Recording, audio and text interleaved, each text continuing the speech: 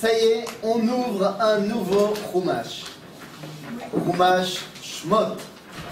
Alors, je veux bien, on ouvre un nouveau Chumash, certes, mais il faut savoir que le livre de Shemot a eu plusieurs noms.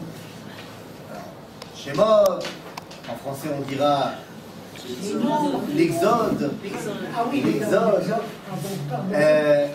Mais effectivement, le premier nom qu'on retrouve chez nos sages, déjà au Xe siècle, ça va être, on va appeler le livre de Shemot, Sefer Sheni. Bon, vous allez me dire, il n'y a rien d'extraordinaire à ça. C'est le deuxième, ils l'ont appelé deuxième, tout va bien. Certes, mais il y a quand même une astuce, parce que nulle part on a vu qu'on appelait Vaïkra Sefer Shlishi. Ni Bamidbar Sefer Revi, ni Dvarim Sefer Hamishi. Et ni Bereshit non plus Sefer Rishon. Donc ça veut dire que le fait que ce soit un Sefer Sheni ne fait pas référence au fait qu'il est le deuxième parmi les 5, mais qu'il est en fait Bereshit Sheni. De la même façon qu'on a un Shmuel Aleph, Shmuel Bet, Melachim Aleph, Melachim Bet, on a un Bereshit Aleph, Bereshit Bet. En d'autres termes, le livre de Shemot suit complètement le livre de Bereshit. Mais pas seulement dans l'ordre chronologique des événements, mais également dans le message que traite le livre de Shemot. Puisque le début du livre commence en disant Ve'ele Shemot Bene Israël Abaïm Mitzrayim. Or, le Talmud nous dira, dans le traité de Megillah, que Kol Makom Shikatouv Elle Posel à la Rishonim. Et Kol Makom Shikatouv Ve'ele Mosif à la Rishonim. Lorsqu'il y a marqué dans la Torah Elle tatata, c'est comme si tu pouvais oublier ce qu'il y avait marqué avant. Alors que s'il y a marqué Ve'ele, ça fait directement référence à ce qu'il y avait là. En d'autres termes, notre livre de Shemot fait directement référence au livre de Bereshit. Et il faut bien le dire, le livre de Bereshit était porteur de beaucoup d'espoir. Venivrechu becha kol mishpechot ha'adama, Dieu avait dit à Abraham. Mais tous ces espoirs ont été extrêmement déçus et extrêmement mis aux oubliettes lors du dernier verset du livre de Bereshit. Rappelez-vous du dernier verset du livre de Bereshit? C'est la mort de Yosef, et on nous dit Vayisem ba'aron b'Mitzrayim. Prenez tout l'espoir, toute la grandeur du livre de Bereshit. Comment ça se termine? Ils l'ont mis dans une boîte en Égypte. C'est quand même extrêmement réducteur. Et donc ça veut dire que le livre de Shemot va avoir pour rôle de faire sortir la boîte. Pour ce faire, on a besoin de qui? On a besoin de qui pour sortir la boîte d'Égypte? Un dirigeant. Moshe, un dirigeant. On a besoin de tout sauf d'un juif. Ah oui. On a besoin de tout sauf d'un juif. Et on va essayer de comprendre de quoi il s'agit. Alors le cours ici ce soir s'appelle Docteur Moshe et Mister Rabbeinu. Faisant directement référence à notre ami Jekyll et Hyde. Ouais, parce que Moshe, semble-t-il, est minimum schizophrène. Chas v'chalila. Ah, il a minimum deux personnalités bien distinctes. D'ailleurs, j'en veux pour preuve que notre ami Sigmund Freud a dit de Moshe qu'en fait il y avait eu deux Moshe. Un qui a libéré le peuple d'Égypte, et un autre personnage, qui s'appelait aussi Moshe, qui a donné la Torah. Il a tort. Mais pourquoi il a pensé ça? Eh bien parce que la personnalité qu'il faut pour libérer l'Égypte et la personnalité qu'il faut pour donner la Torah sont deux choses complètement distinctes. Et a priori, ça nous paraît absurde que ce soit le même personnage qui remplisse ces deux rôles-là. Ben oui, parce que pour sortir d'Égypte, qu'est-ce qu'il faut? Un chef politique, un leader politique. Pour donner la Torah, il faut être un rocher Shiva. C'est pas les mêmes qualités, a priori. Quoi? Pourquoi est-ce qu'on compare forcément un leader politique au leader politique que nous avons aujourd'hui? Il n'y a pas de raison. en réalité, un vrai leader politique, pour être un leader, il faut être et un politique et quelqu'un qui soit rouhani. C'est ça un vrai leader, normalement. Normalement, d'après qui? Pour que ça marche. Quand on demande de prendre un peuple et de le sortir de l'esclavage, on ne parle pas de rouhani. Ah non, excusez-moi, pas du tout. Si on n'a pas de rouhaniut, Ouais. on ne peut pas comprendre ce que c'est la liberté quand on est un esclave. Si on ne voit pas quelque chose d'un peu transcendant, quand on est un esclave, on veut rester esclave. Je suis d'accord avec toi à On mange tous 100%. les jours. Je suis d'accord avec toi à 100% qu'un esclave, il ne peut pas de lui-même se voir libre. Donc ça veut dire qu'il faut que ce soit quelqu'un qui n'est pas esclave, qui sorte les esclaves de l'esclavage. Mais à aucun moment ça veut dire que la personne qui n'est pas esclave doit être également avec une grandeur spirituelle énorme. Il suffit d'être quelqu'un qui n'est pas esclave. C'est deux travaux complètement différents. Le travail de sortir un peuple d'Égypte, le travail de diriger un peuple, et le travail de lui donner la spiritualité de la Torah, c'est deux dimensions complètement différentes. D'ailleurs, on va voir que ça va être le grand débat interne qu'a Moshe dans le début de notre paracha, mais Michlal, jusqu'à la fin de sa vie. Est-ce qu'il est Moshe ou est-ce qu'il est Rabbeinu? Nous, on l'appelle comment? Moshe Rabbeinu. Nous, ça ne va pas l'aider, ça. C'est-à-dire, on va voir de quoi il s'agit. D'abord, on pourrait dire que l'histoire de Moshe est sympathique, mais que voulez-vous, ce sont les temps bibliques. C'était il y a longtemps.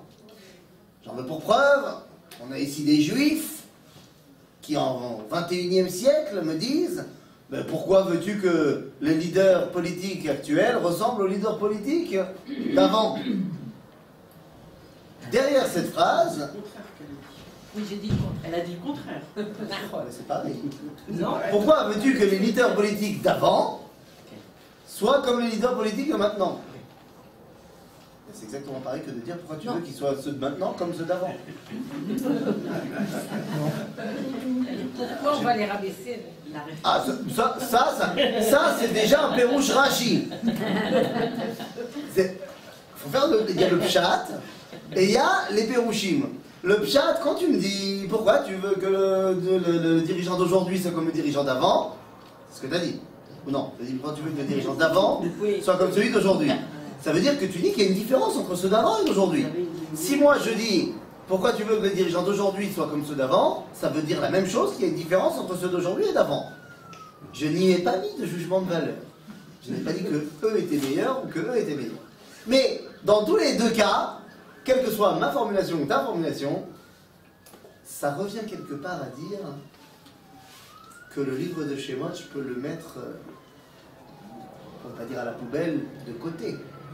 Si tu me dis que les dirigeants d'aujourd'hui n'ont rien à apprendre des dirigeants de l'époque, parce qu'ils ne sont pas du tout dans la même trempe, parce qu'ils n'ont pas du tout le même rôle à jouer, alors pourquoi est-ce que j'étudie le livre de Shemot? Et là, il faut bien comprendre une chose. Et c'est pas vrai que pour Shemot, c'est vrai pour tout le Tanakh. C'est-à-dire, la source numéro 1, je pense que c'est un postulat de départ qu'il faut bien comprendre quand on étudie la Torah. Ce qu'on dit à Gemara dans ma Maseret Megillah, page 14. J'ai mis que la dernière partie de la phrase, je vais vous dire la phrase en entier.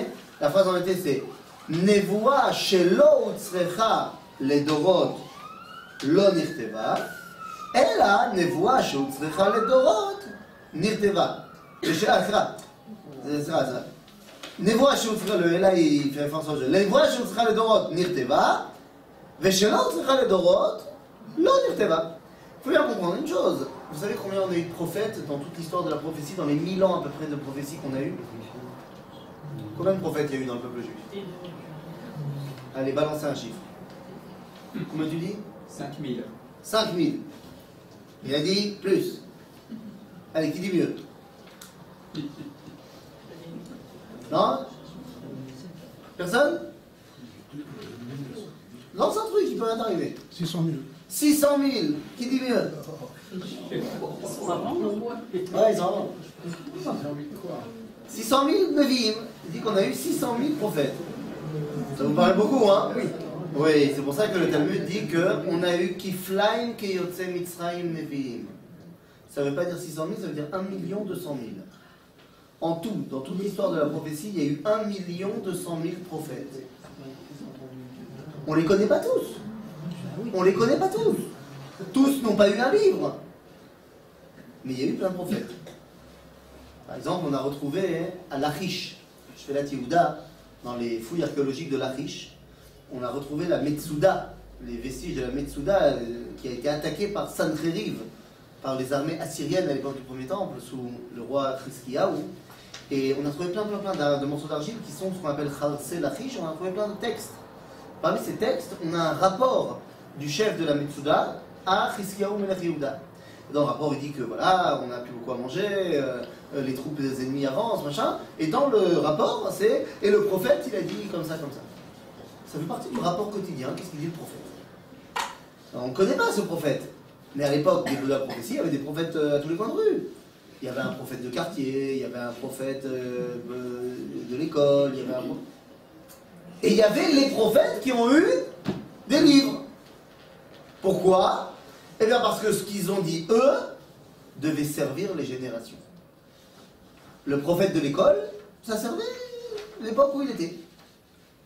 Et donc, Nevoa chez Utzrecha le Dorot Nirteva, et donc si on voit des choses qui sont marquées dans la Torah, c'est que ça doit nous servir aujourd'hui. C'est-à-dire, lorsqu'on va étudier maintenant le livre de Shemot, il s'agit de la sortie de l'exil. La sortie du premier exil prototypique pour tous les exils. Ce qui veut dire que ce qu'on va apprendre maintenant doit être mis en relation et en correspondance directe avec ce qu'on a aujourd'hui. Parce que sinon on ne comprend pas comment on sort d'exil. Ok? Donc une fois qu'on a dit ça, je suis tout à fait d'accord quand tu dis qu'il est impensable qu'un esclave s'auto-libère. Nachon. En, nous dit la source numéro 2, le Midrash Bereshit Rabbah, En chavush matir atzmo mi bet ha'asur. Un prisonnier ne s'auto-libère pas. Alors vous allez dire, il peut s'évader, peut-être, mais il sera toujours quelque part prisonnier. Il aura toujours la peur qu'on le récupère et tout ça. En d'autres termes, un esclave ne peut pas s'auto-libérer. Le monde de la liberté est étranger à l'esclave. Et donc pour le sortir de la mouise, il faut quelqu'un qui n'y soit pas. Il faut que ce soit Moïse. Donc il faut qu'il soit Moïse, pour sortir de la mouise. Ouais, j'ai pensé ne pas être obligé d'expliquer la blague, mais voilà, saute, il est tard. Eh ben oui! Eh oui, c'est la première question qu'on se pose. Comment ça se fait que Moshe, the libérateur, the Goël, the Moshe, il a grandi à l'extérieur du peuple juif? C'est quand même bizarre cette histoire. S'il avait fallu choisir un dirigeant au sein du peuple juif, qui on aurait choisi? Aaron, évidemment. Mais non, Dieu il a choisi Moshe.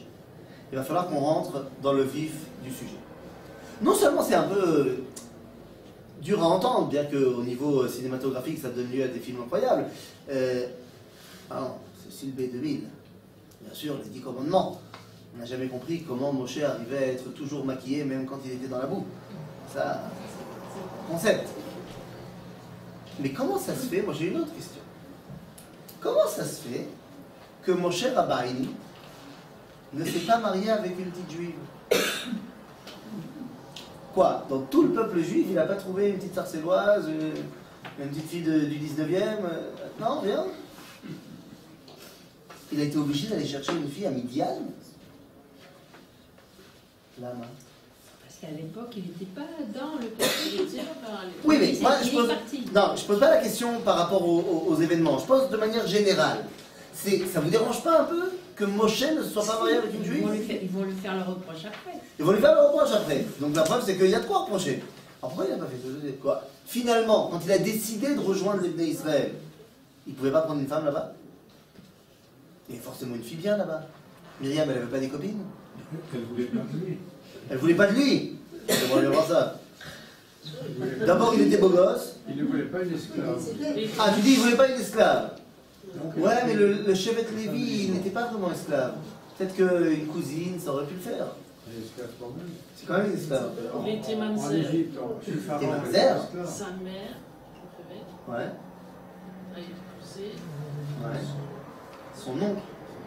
Ah oui, L'inverse. peut-être. C'est Et Yocheved a épousé son neveu. Amram est le neveu de Yocheved. Et ça, c'est interdit. Ouais, t'as bien raison. Je vais même te dire mieux que ça. Il y a une autre raison pour laquelle il est mamzer. C'est un secret de Polichinelle. Et à un moment donné, quand Pharaon il a fait la xéra entre les enfants, il fallait tuer les garçons, alors le Midrash nous dit qu'Amram il s'est séparé de Yocheved. Pourquoi il s'est séparé de Yocheved? Il dit, comme je suis le chef du peuple juif, les gens vont faire comme moi, il n'y aura plus de bébés, donc plus de meurtres, plus de morts. Seulement à ce moment-là, Yocheved n'est pas d'accord. Il dit, c'est n'importe quoi ce que tu dis. Bon, j'ai pas le choix, il m'a donné le guet, j'ai pas le choix. Mais comme il n'était pas d'accord, elle a été se marier avec un autre garçon qui s'appelle Elitzaphan Ben Parnar. Et elle a eu 2 garçons qui s'appellent Eldad ou Medad, qu'on retrouvera beaucoup plus tard dans le livre de Bamidbar. Seulement entre-temps, Myriam elle n'est pas contente, parce que Myriam elle est pour le mariage pour tous, mais de l'époque.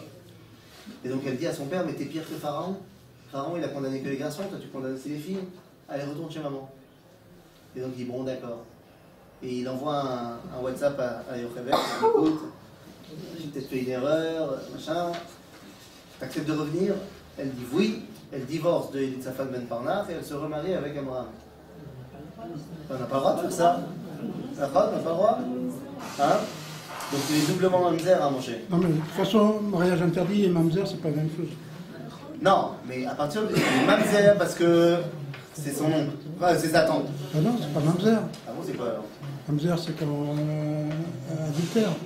C'est pas que adultère. C'est pas que adultère. Tout ce qui sort d'un mariage qui n'est pas légal, qui vient des harayot, c'est mamzerout. Mais de toute façon, on s'en fiche. Pourquoi on s'en fiche? C'est avant la Torah. On s'en fiche. C'est avant Matan Torah, pas assourd. Et là-bas, nous dit ici le Maharal de Prague, donc vous Hashem. Pourquoi Moshe ne s'est pas marié avec une bonne petite juive? Il dit parce que Kiaish Moshe klali ou klali. Et alors? ולכן לא היה יכול להינשא לאחד מבנות ישראל בכדי לא להיות קשור לאחד ממשפחות ישראל. ולכן היה צריך לקחת אחת מבחוץ כדי לשמור על כללותו. En d'autres termes, Moshe il est klal Israël. S'il se marie avec une fille d'une famille, bonne famille, quelque part Moshe sera lié à une partie du peuple juif plus qu'à une autre. C'est pas possible. Donc de 2 choses l'une, soit il se marie avec toutes les filles d'Israël, soit avec quelqu'un de l'extérieur. Vous rigolez? Mais les Bnei Israël ont toujours eu un petit doute de savoir si Moshe il n'allait pas avec leur femme. C'est ce que nous dit le verset Vayabitu achare Moshe dans le livre de Vayikra. C'est Vayabitu achare Moshe. À chaque fois que Moshe est rentré dans le Ohel Moed, les Bnei Israël ils regardaient. Alors, toutes les avis qui sont marqués dans Chazal sont péjoratifs, sont négatifs. Il y en a qui disent qu'il regardait pour aller voir s'il n'allait pas manger, simplement se remplir la panse des corbanotes. Et là, et un des avis, c'est ils avaient tous peur qu'il aille avec leur femme. Quelque part, ça veut dire que tout le monde ressentait que Moshe, il est lié à toutes les familles d'Israël et à toutes les femmes d'Israël. En d'autres termes, Moshe est un acteur extérieur au peuple juif. Et ce fait qu'il est extérieur est nécessaire, mais peut lui causer beaucoup de problèmes. Et maintenant, on va essayer de comprendre quelle est l'identité de Moshe. Mais dernière petite question. J'ai pas suivi, vous avez dit d'un côté qu'il est klali et de l'autre côté qu'il est extérieur. Il est klali. Tellement klali qu'il ne peut pas se lier à quelqu'un. Donc il va aller chercher à l'extérieur. Non, mais vous avez dit aussi qu'il est extérieur, lui. Ah bah oui, lui, il est quelque part un petit peu extérieur, c'est ce qu'on va voir dans les versets, en quoi il est complètement extérieur. Mais la dernière chose, avant qu'on rentre dans les versets concrètement, Moshe a grandi en Égypte. Il a grandi chez Beth Paro. Moshe, c'est le prince d'Égypte, comme dit le film. Et donc la question c'est, comment ça se fait que le Goël Israël, j'ai compris, il ne doit pas être esclave. C'est-à-dire, et pourquoi faut-il qu'il grandisse dans la maison de l'Égypte? Ça aurait pu être un marchand vietnamien qui vient sauver les Bnei Israël. Pourquoi Dafka mi Beth Paro? Eh bien parce qu'il faut bien comprendre que Geulat Israël et Mitzrayim, c'est pour qui? C'est que pour les Juifs la Géoula? C'est pour qui? C'est pour le monde entier. Il faut donc que le monde participe à la création du Goël. Le monde à l'époque, c'est qui? C'est l'Égypte. Si j'ai besoin de faire des traductions en 2018, vous comprenez bien que le Goël, celui qui amène la Géoula, ne peut donc pas grandir au sein du Beth Midrash. Il doit venir de l'extérieur. Et de quel extérieur? De la civilisation mondiale. Parce que la Géoula, c'est pour eux aussi. Ah ben non, c'est pas un juif, toi. Il doit être quand même chez nous, mais il doit grandir chez les autres. Ça, on va voir de quoi il s'agit. Ça va? Alors venez, on rentre dans les versets. Rappelez-moi juste comment s'appelle le livre? Shemot. Et rappelez-moi juste comment ça commence. ואלה שמות בני ישראל הבאים מצרימה את יעקב יישוב את אבהו ראובן שמעון לוי יהודה. De quoi on parle? Des Shemot. Il semblerait que les Shemot tiennent une place importante dans ce livre. Alors je vous demanderai de suivre avec moi la source numéro 5. Suivez bien. Et n'hésitez pas à me reprendre si je dis des bêtises. Vayelech Amram vayikach et Yochevet. La source numéro 5. Oh, c'est pas ce qu'il y a écrit. Je ne sais pas ce qu'il y a écrit. Sapristi, qu'est-ce qui se passe? Je répète. Vayelech Amram vayikach et Yochevet. Tu dis que c'est pas ça qui a marqué. Ah. Et pourtant, c'est ce qui s'est passé. D'accord? Hein? Quoi? C'est ce qui s'est passé, non? Qui c'est le papa et la maman? C'est Amram et Yochevet. Non, la Torah ne veut pas que ce soit Amram et Yochevet. La Torah volontairement est en train de nous cacher tous les noms de tous les acteurs de l'histoire. Vayelech ish mi Bet Levi. C'est-à-dire quoi Bet Levi en langage de l'époque? C'est un Luftmensch, comme on dit en arabe. Luftmensch. C'est, comme on dit, l'homme invisible. C'est l'homme courant d'air. Ish Avir. C'est-à-dire c'est un mec qui n'a pas vraiment de place. Ben oui, les Lévi'im, ils n'ont pas de place. Ils n'ont pas de Nachala, ils sont un peu partout, ils sont un peu nulle part. C'est ça.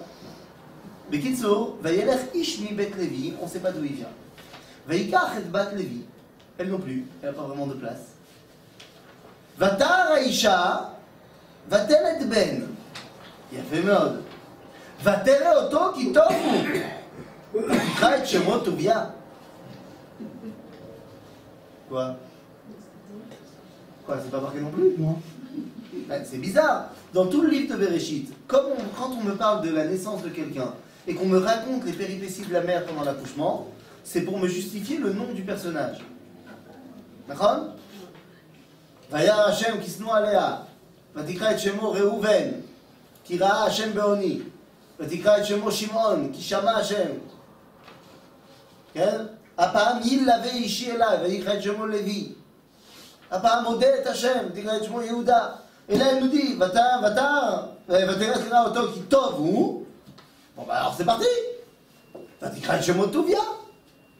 Entre parenthèses, Touvia, c'est un des noms proposés par la Gemara pour le nom de Moshe. C'est pas...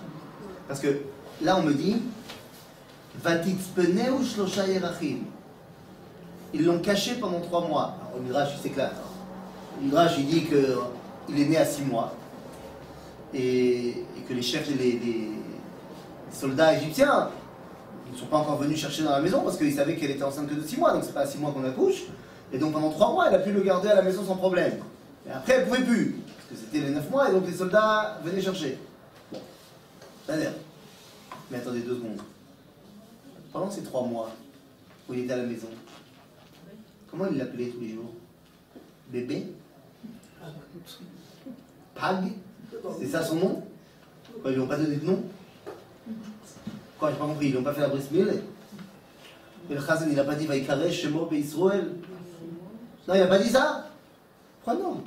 S'il était prématuré. Et alors? Non, non, c'est sûr. Et alors il est prématuré? À partir du moment où on peut lui faire la bride, on fait la bride? Non? Alors vous allez me dire non, parce que Chazal nous dit que Moshe il est déjà né avec Brit Mila. Oui, mais alors, on doit quand même faire un tafat d'âme. Et ça, on peut même le faire à un prématuré. Donc, on lui a forcément donné un nom. Oui, mais la Torah ne veut pas que tu le saches. Tassimoulev, on ne connaîtra jamais officiellement le nom juif de Moshe. Ah oui, parce que c'était Batia qui m'a dit. Alors, on va y arriver, 2 secondes. ולא יכלה עוד עצבינו, ותיקח לו בתיבת גומה, ותמרנה במאה בחמר, ותמרנה גם בת חמר בזפת, ותשם בה את הילד, ותשם בסוף על שפת היור. ותתצב מרים מרחוק. Ah non, il n'y a pas marqué Myriam non plus. אחותו. לדעת מה יעשה לו. ותרד בתיה. Ah non plus. בת פרעה. ללחוץ על היאור, ונערותיה הולכות ליד היאור, ותראה את הטבע בתוך הסוף, ותשלח את המטה ותיקח. Vous comprenez qu'il y a ici volontairement une éalmout hashemot. Volontairement, on t'a caché les noms de tout le monde. C'est pas très dur à les retrouver, les noms. Mais la Torah ne veut pas te donner les noms. Pourquoi? Parce qu'on veut que tu comprennes que ce bébé-là qui vient de naître n'a pas d'identité claire. Parce qu'à partir du moment où c'est le fils de Amram et d'Yocheved, c'est un juif. À partir du moment où il s'appelle Touvia, c'est un juif. À partir du moment où sa sœur s'appelle Myriam, c'est un juif. On ne veut pas que tu saches qui vient véritablement de Israël. Tu le sais. Mais volontairement, on te laisse son identité dans l'ombre. Pourquoi faire? Ben parce que il va grandir chez les Égyptiens. C'est pourquoi il va grandir chez les Égyptiens. Combien de temps il va rester là-bas? Combien de temps il va rester? C'est la suite du film. La suite du film, c'est quoi? C'est qu'elle n'arrive pas à allaiter. Forcément, elle n'a pas été enceinte. Donc il y a Myriam qui est juste derrière, qui dit écoutez, moi je connais quelqu'un. Combien de temps il va rester? Jusqu'à ce sevrage. Combien de temps c'est? Je sais pas, 2 ans, 3 ans. Pendant ces 2-3 ans, vous croyez pas que Abraham et Yocheved, ils lui ont toujours fait les 12 psukim de Chabad, ils lui ont dit Shema Israël, ils lui ont fait... Ils lui ont mis un peu d'Yiddishkeit, non? Et comment il s'appelait? Pendant ces 3 ans. Mais non. Il n'a pas encore reçu le nom de Moshe. Il s'appelait Touvia, Yekoutiel, tous les noms qui sont proposés dans la Gemara. Vas-y, il a reçu déjà le nom de Moshe. Hein? Il avait déjà reçu le nom de Moshe. Ah bon? Non, c'est pas très évident. Ah oui, c'était... Quand Batia elle a retiré le berceau, Ouais. elle a appelé Moshe. Ah ouais? Vous êtes sûr? Non. Ah Non, d'accord. vous le dites, non. Mais avant, j'étais sûre. Ben, regarde ce qu'il y a marqué ici, dans la source numéro 7. Vayigdal hayeled. Vas-y, Vayigdal hayeled, il a été sevré. Ok? Vatavieu le bat paro. C'est à ce moment-là qu'on le ramène chez bat paro. C'est après le sevrage. Ok? Vaïla le ben. Donc il est devenu pour elle un fils. Vatikra shemo Moshe. Qui l'a appelé Moshe? Bat Paro, après avoir été sevré. C'est ça?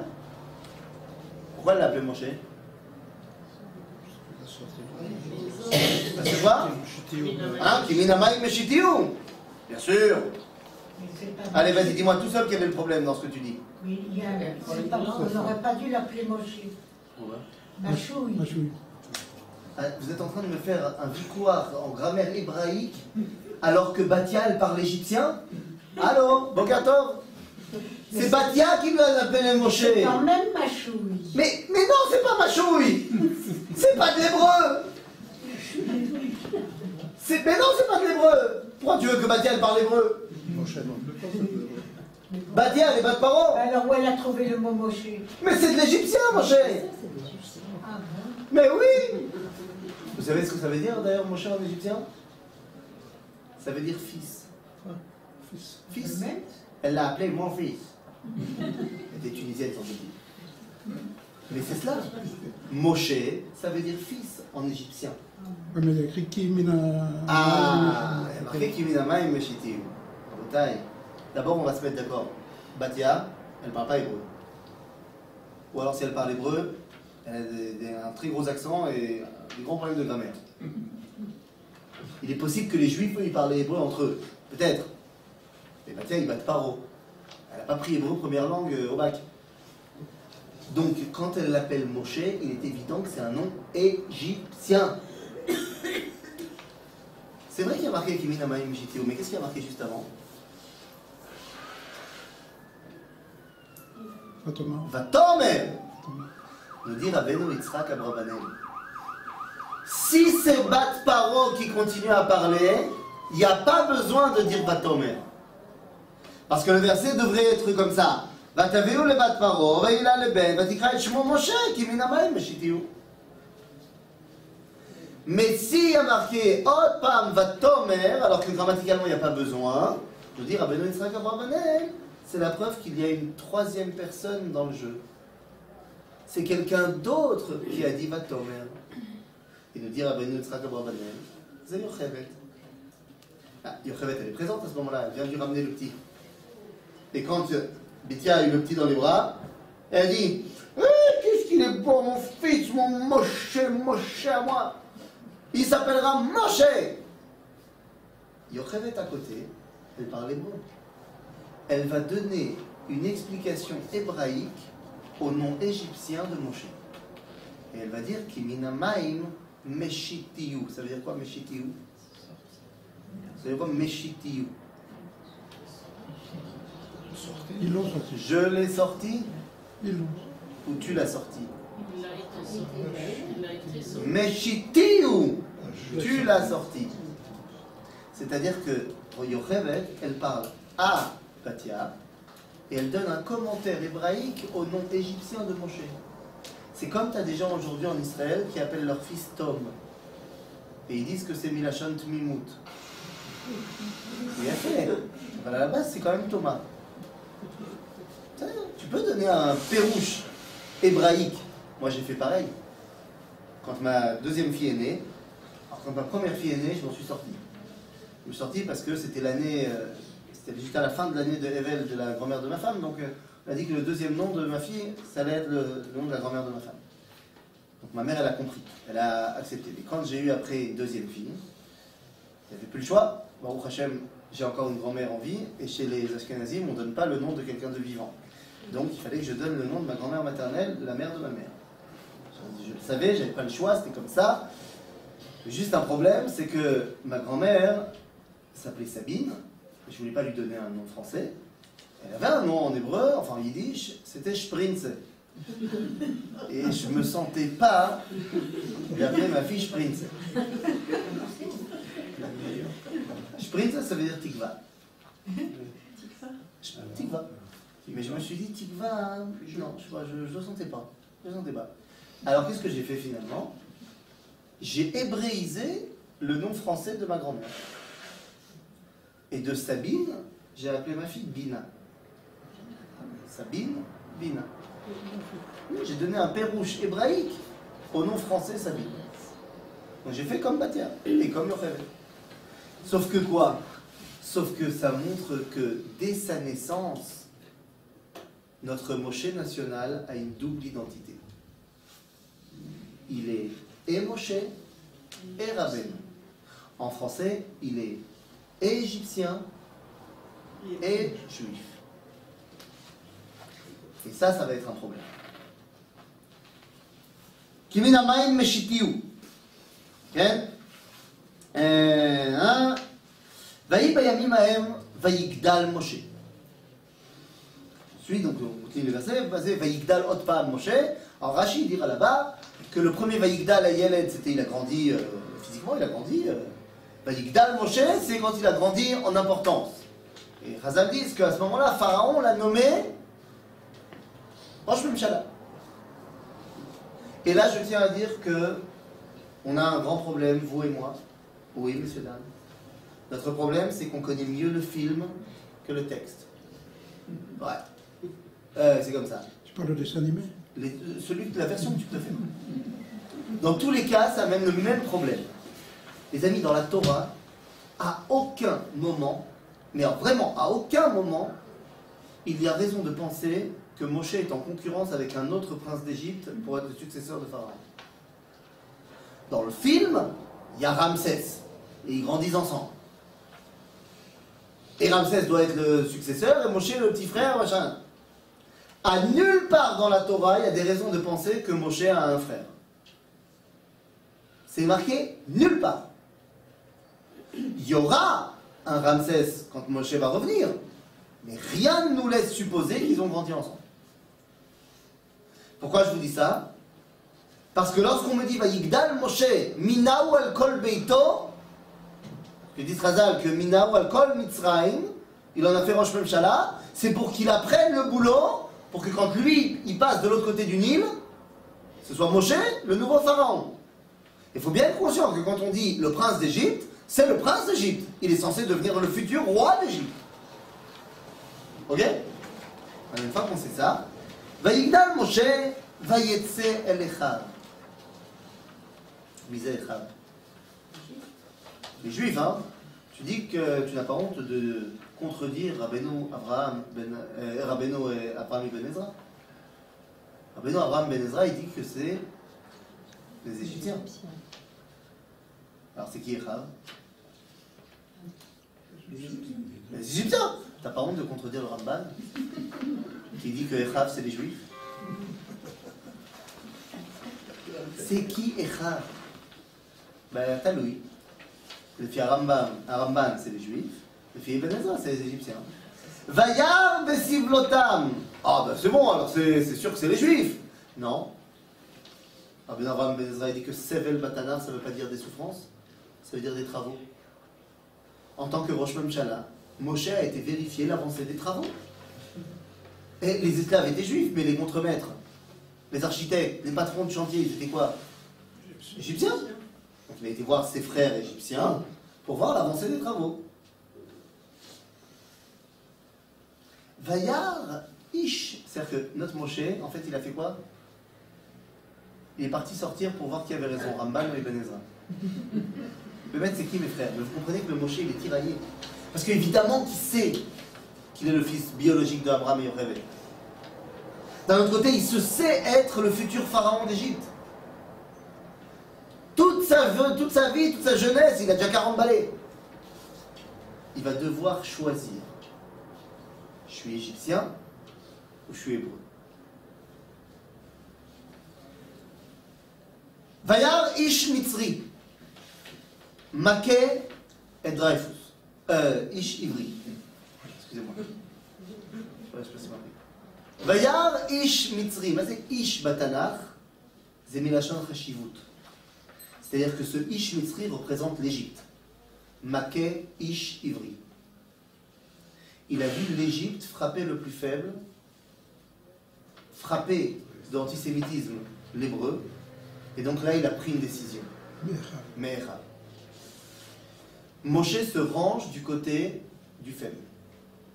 C'est un choix porté sur un sentiment moral. Pas forcément juste, parce que le faible n'a pas forcément toujours raison. Mais ça part d'un sentiment moral.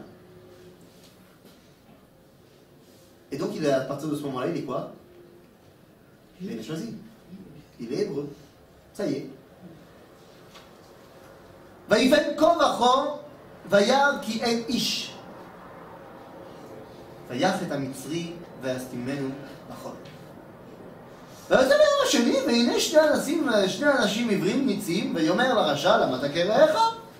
ויאמר, מי שמך לאיש שר ושופט עלינו? הלהרגני אתה אומר כאשר הרגת את המצרי? Bon, là je comprends pas 2 secondes. On vient de me dire qu'avant de tuer l'Égyptien, il a fait quoi? Regardez à droite à gauche. Donc soit il est très mauvais, soit c'est pas ça que ça veut dire. Bien sûr que tout le monde a vu ce qu'il a fait manger. La preuve c'est que le lendemain tout le monde en parle. Mazé va yifen kovacho. Israël, Moshe il a regardé d'un côté du monde et de l'autre côté du monde. Est-ce qu'il va sortir quelque chose de cet Égyptien? Il a vu que El Ish. terminé l'Égypte. Moshe a compris que le seul endroit où l'Égypte allait encore avoir de l'importance, c'est dans le sable, pour les fouilles archéologiques. Zéou, en voir l'Égypte. Et le lendemain, il y a deux juifs qui se disputent, classique. Moshe va intervenir, mais la réaction des juifs est très bizarre. Ils disent Mi samcha ish sar b'shofet aleinu. Ça veut rien dire cette phrase. Moi, si je suis Moshe, tu sais ce que je fais à ce moment-là? Je sors n'importe quel billet de banque. Je dis allô, tu me remets? Tu vois, je suis sur tous les billets, toutes les pièces. Regarde là, une statue, c'est moi, tu me remets? Tout le monde le connaît, Moshe, c'est le prince d'Égypte. C'est le Rosh Memshala. Il est partout. Alors comment ça? Mi samcha ish sar b'shofet aleinu. Mais comment ça? Je suis le prince d'Égypte. Comme ça, je fais, tu meurs. Ils le savent, non? Non. Hier, tu étais encore le prince d'Égypte. Mais tu as décidé depuis hier de devenir un hébreu. Tu n'es pas au-dessus des autres. Hein. Tu veux devenir le chef, on fait des élections, on verra. Et là, Moshe dit, Vayar Moshe, Vayomer, Vayira sera Moshe, Vayomar, Achen Noda Adavar. Qu'est-ce que c'est Noda Adavar? Je veux dire, le devine Noda Li Adavar. Qu'est-ce que c'est Noda Li? Alors Rashi dit, Noda Mashe Haïti Tamea Alkar. J'avais un grand problème, je ne comprenais pas jusqu'à maintenant qu'est-ce que les Juifs avaient fait pour être tellement persécutés. Alors Charles Levin, c'est des vendus, c'est des délateurs, ils s'entretuent entre eux, ils sont pourris.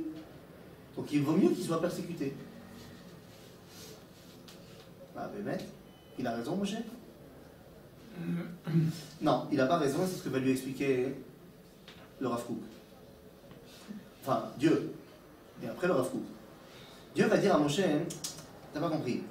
Dans la source numéro 10, Vayomer Hashem Raor Raïti et Oni Ami Asher Bemitzrayim. Nodali Adavar.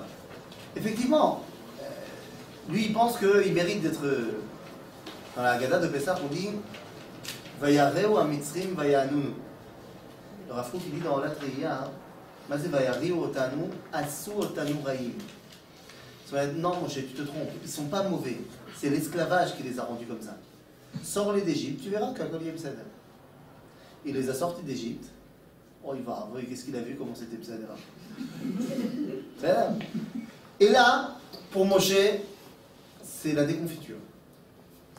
Les Égyptiens, je ne m'y retrouve plus, parce qu'ils frappent les plus faibles. Les Hébreux, je ne m'y retrouve plus, parce qu'ils sont pourris. Alors qu'est-ce qu'il fait? Il s'en va. Et où est-ce qu'il va? Il est parti à Midian, c'est la dernière ligne de la source numéro 7. ויבקש להרוג את משה, ויברח משה מפני פרעה, וישב בארץ מדיין, וישב על הבאר. Il est parti à Midian. Vous savez où c'est Midian? C'est le sud de l'Éthiopie. C'est super loin. Pourquoi il est parti là-bas? Parce qu'il est parti chercher quelque chose là-bas. Il est parti créer un nouveau peuple juif. Nous dit Rashi, Mi Yaakov Avinu Lamad, qui l'homme isdavek zivugo ela la be'er. De la même façon que Yaakov il a trouvé Rachel au puits, lui aussi il voulait créer un nouveau peuple juif au puits, mais au puits de Midian. C'est qui Midian? Rivka. Quoi? C'était au puits. Oui, Rivka aussi. Donc on trouve sa femme au puits. Mais il était à Midian. Pourquoi il a été d'Afka à Midian? Qu'est-ce qu'il va chercher là-bas? C'est qui Midian? Oui, il y a Yitro à Midian, mais il ne le connaît pas encore. C'est pas pour ça qu'il est parti. Vous savez pas que c'est Midian? Mais c'est le fils d'Abraham.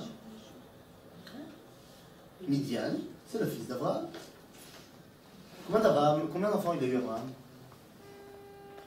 Ne me dites pas deux. Il a eu Yitzhak, il a eu Ishmaël, mais après il s'est marié avec Ketura. Avec Ketura, il a eu 6 enfants. Parmi ces 6 enfants, il y en a un qui s'appelle Midian. En d'autres termes, Moshe va essayer de retrouver les derniers vestiges de la Torah d'Abraham. Torah Chesed al-Leshon. Velachem, il va à Midian. Et il va rester à Midian pendant 40 ans. 40 ans, il a été égyptien. Il a fait une croix dessus. 10 minutes, il a été hébreu. Il a fait une croix dessus. 40 ans, il va rester à Midian, chez Yitro. Et là-bas, il va apprendre à être prophète. Là-bas, il va être à la yeshiva de Yitro pendant 40 ans. Il a maintenant 80 ans, Moshe, et il est persuadé d'avoir trouvé le bon filon. C'est-à-dire, il lui a appris quoi, Yitro? Il était quoi, Yitro? C'était quoi son métier? Cohen, hein? Cohen Midian. Il servait quelle divinité? On dit le Midrash que Yitro, il a essayé toutes les divinités. Il a fait toute la route Zarot possible et imaginable. Alors, tu as deux façons de comprendre. Soit de manière assez enfantine, que chaque semaine il changeait, ou alors de manière très profonde. Il les faisait tout en même temps. Parce qu'il comprenait qu'il y avait cette notion d'unité. Il n'arrivait juste pas à savoir que ça s'appelle Yud Kei Vav Kei. Moshe va apprendre là-bas, mais il va apprendre à être lui en rapport avec Dieu. Comment on appelle ça? Un judaïsme religieux. Où ce qui m'intéresse, c'est ma petite personne. Ah oui, des fois quand j'ai envie de faire les mitzvot, je ne vais pas m'attacher au peuple juif. Parce qu'ils vont me déranger. Je vais m'enfermer dans ma chambre et je vais faire mes mitzvot. Je suis un religieux individualiste. C'est ce que Moshe est pendant 40 ans à Midian. Il s'occupe de lui. Et tout d'un coup, le coup du buisson. Et Dieu dit à Moshe, Rao Raiti et Oni Ami Asher Bemitzrayim. Quoi, on ne savait pas que son peuple était en Égypte? Si, mais c'est un choc pour Moshe. Ani Raiti et Oni Ami. Tu sais qui c'est Ami? Asher Bemitzrayim. Alors tu vas retourner, t'es gentil, tu vas aller me les chercher. Mais je croyais qu'à Midian, j'étais en train de construire quelque chose de bien. Avec Tzipora, Gershon. Non. Mon peuple, c'est celui qui est en Égypte. Et commence la discussion du buisson. Où Dieu va être concrètement en train de faire un massa ou matan avec Moshe pour le convaincre d'y aller. Moshe, il ne veut pas y aller. Vous savez pourquoi il ne veut pas y aller? C'est quoi son argument à Moshe pour dire qu'il ne veut pas y aller? Hein? Non, avant le Amenoubi. Ils ne vont pas l'écouter. Pourquoi ils ne vont pas m'écouter? C'est son argument. Mais pourquoi? À cause de l'esclavage qui les oppresse. Comment ça, à cause de vous? Rabotai. Vayomer Moshe. Slicha, où est-ce que. הנה, לעשות numéro 12. ואתה לך וישלחך אל פרעה והוציא את עמי בני ישראל ממצרים. ויאמר משה אל האלוהים, מי אנוכי? כי אלך אל פרעה. וכי הוציא את בני ישראל ממצרים? אני לא מבין. Qu'est-ce qu'il demande Moshe? C'est quoi son grand problème? Qui suis-je? Mi Anochi. J'ai pas compris. Tu veux que je sois un juif? Tu veux que je sois un égyptien? Pour sortir les Bnei Israël d'Égypte, il faut que je sois un égyptien. Il faut que je sois un Ish Medina. Mais d'un autre côté, si tu veux que je guide les juifs, il faut que je sois un peu juif quand même. Mi Anochi. Altidai. Vas-y. Et là, Moshe, il balance son deuxième argument. Vayomer Moshe vayomar. Ve'en lo ya'aminu li. Ve'lo yishmeu bekoli. Vayomru lo nira elecha Hashem. Ils vont pas me croire. Qu'est-ce qu'il lui a dit de faire Dieu à ce moment-là? Non. Là, à ce moment-là, il lui a dit, je vais te donner un signe. C'est quoi le signe? Il ressort comment? Mais dis-moi, moi j'ai appris le livre de Vaïkra. Ça veut dire quoi que j'ai la lèpre? La Shonara? Regardez ce que dit le natif de Vologine ici, dans la source numéro 14. וזה לך האות כי משה אמר לשון הרע על ישראל.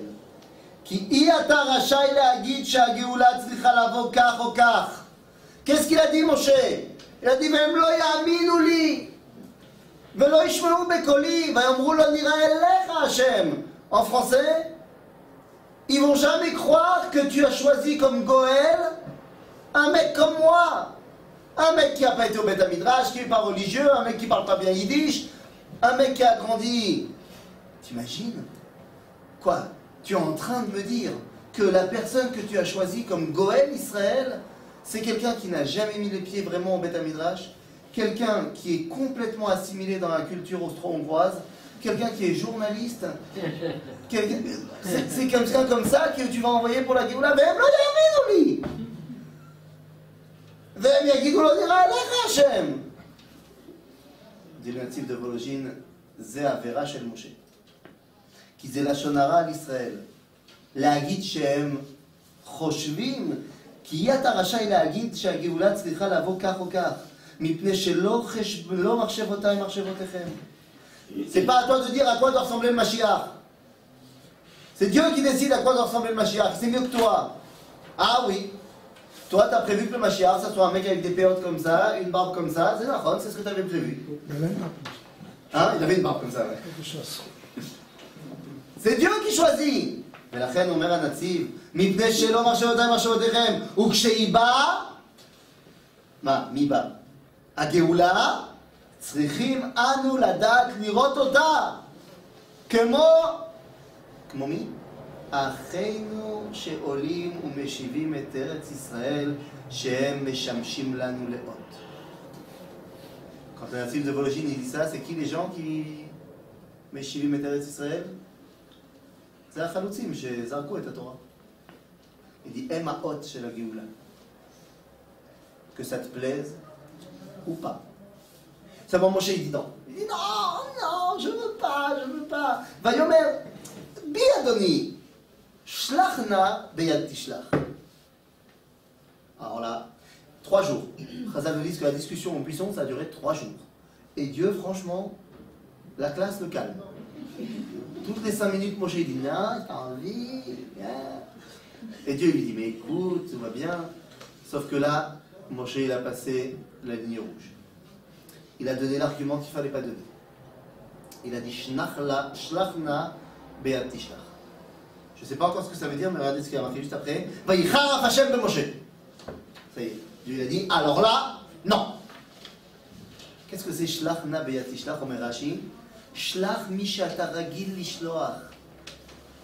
Envoie celui que tu as l'habitude d'envoyer. Dehainu Aaron, le rabbin. Et là, Dieu dit non. Stop! ויחרב השם במשה. Et quoi? ויחרב השם במשה, ויאמר הלא אהרון אחיך לוי. C'est Rabbi Jacob. Il dit cher Lévi tout le temps. אחיך לוי, mais c'est arabe. Yadati. Qu'est-ce qu'ils savent faire les rabbins? Très bien. Qu'est-ce qu'ils savent faire très bien faire? Parler. Ils parlent les rabbins. Des fois ils dépassent même le temps qu'ils arrêtent la partie. Et donc il dit Yadati, qui daber yedaber hu. Aaron il sait faire des grands discours, mais Srat Hashem, צריך להתחזק באמונה. והקדוש ברוך הוא יוציא אותנו מן הגלות. לא להתייאש. רבנו צעק בקול גדול, אין ייאוש בעולם כלל. אבל pendant ce temps-là, לא עושים כלום. ולכן, אומר פה הקדוש ברוך הוא, כן? ידעתי כי דבר ידברו. וגם הנה הוא בא לקראתך, ורעך ושמח בליבו. אל תדאג, je l'envoie quand même pour te seconder. Tu auras toujours un religieux avec toi qui te dira qu'au niveau de la Torah, c'est besséder ce que tu fais. Non, c'est al t'idag. Il y a le Rav Kook qui est là pour dire que ce que tu fais, c'est besséder. Et donc là, il n'y a plus de choix. Moshe, il y va. Il prend sa responsabilité de Goël Israël et il va aller voir Pharaon. Et à ce moment-là commence le processus de la Géoula. על זה כותב הרמב"ם, בהלכות משיח, בהלכות מלכים, בפרק של המשיח, בפרק י"א, אומר הרמב"ם, אל יעלה על דעתך שמלך המשיח צריך לעשות אותות ומופתים ומחדש דברים בעולם או מחיה מתים וכיוצא בדברים האלו שהטיפשים אומרים. הרמב"ם il aime faire des michés bérard de temps en temps comme ça. אין הדבר כן. שהרי רבי עקיבא, חכם גדול מחכמי משנה היה. מה זה חכם גדול? הוא היה החכם הכי גדול. והוא היה נושא כליו של בן כוזיבא המלך. Rabbi Akiva c'était le plus grand des rabbins, il connaissait un peu la Torah. Et il a choisi de prendre Bar Korva comme Mashiach. Bar Korva c'était pas le plus grand Talmid Chacham de sa génération. Mais c'était quoi? Un chef politique. Le Mashiach, le Goël, c'est d'abord et avant tout un chef politique. Pourquoi est-ce que Moshe Rabbeinu a passé tout ce qu'il a passé? Parce que pour pouvoir libérer le monde, il faut qu'il sache ce que c'est le monde. Un mec du Shteitel, il ne peut pas amener la Géoula au monde. Il ne sait pas ce que c'est le monde. Et donc il a grandi en Égypte. Il a fait Sciences Po là-bas. Il a fait Saint-Cyr, il a fait toutes les écoles militaires possibles. Il connaît comme deux gouttes d'eau l'Égypte et le monde. Mais il a également cette Neshama Teora chez Nafar Tabi, qu'il n'a pas réussi à exprimer pendant 80 ans. Mais que Dieu lui dit, maintenant il est temps qu'il la laisse s'exprimer également. Jusqu'à la fin de sa vie, il s'appellera pour nous Moshe. C'est son nom égyptien. Parce qu'à Goël, il a des allures d'occidental. Nachon. Seulement des allures d'occidental. Quand tu creuses, tu creuses, tu creuses. Même le plus occidentalisé saura dire d'où ça vient tout ça. C'est pour ça que le Rav Kook appellera Herzl, dans son éloge funèbre, Mashiach ben Yosef. Ce même Herzl n'était pas plus occidentalisé que lui. Il comprenait tellement bien son monde qu'il a été le Goël Israël Badorazé. Vous allez me dire, et où est sa Neshama Teora chez Nafar Tabi? Eh bien, lorsqu'il écrit son Alt Neiland, ça marche à la fin du livre, les Juifs ont réussi à créer leur pays, et le dernier acte de la pièce, Alt Neiland c'est écrit comme une pièce, c'est le festin, comme à la fin d'un bon album d'Astérix. Ça a marché, on s'assoit et on mange, et il donne la parole à tous les protagonistes. Et la dernière personne qu'il va faire parler, c'est le rabbin. La dernière phrase de l'œuvre de toute une vie, de 2000 ans de prière, sera écrite par les mains de Herzl en disant, dans la bouche du rabbin, Met Hashem Aitazot Iniflat Be'ene. Voilà comment termine le boulot du Goël Israël Badorazé. Alors c'est qui Moshe? C'est le docteur Moshe ou Mr. Rabbeinu? C'est d'abord et avant tout docteur Moshe. Et ce n'est que plus tard qu'il deviendra Mr. Rabbeinu. C'est ce que nous dit le Rambam, je ne l'ai pas mis ici, je termine par là. Que le Melech HaMashiach, d'abord, tout son boulot, c'est un boulot purement politique. Et on ne nous parle pas de sa grandeur de Torah. Aval, nous dit le Rambam, Kshetitiyashev malchuto alav, az tanuach alav ruach hakodesh. Dans un deuxième temps, une fois que ça y est, il aura mis les bases de notre État, et ça y est, on sera fort politiquement parlant, az tishrei alav ruach hakodesh. Qui sait? Peut-être dans les nouvelles élections du mois d'avril. Amen, Kenny Ratson.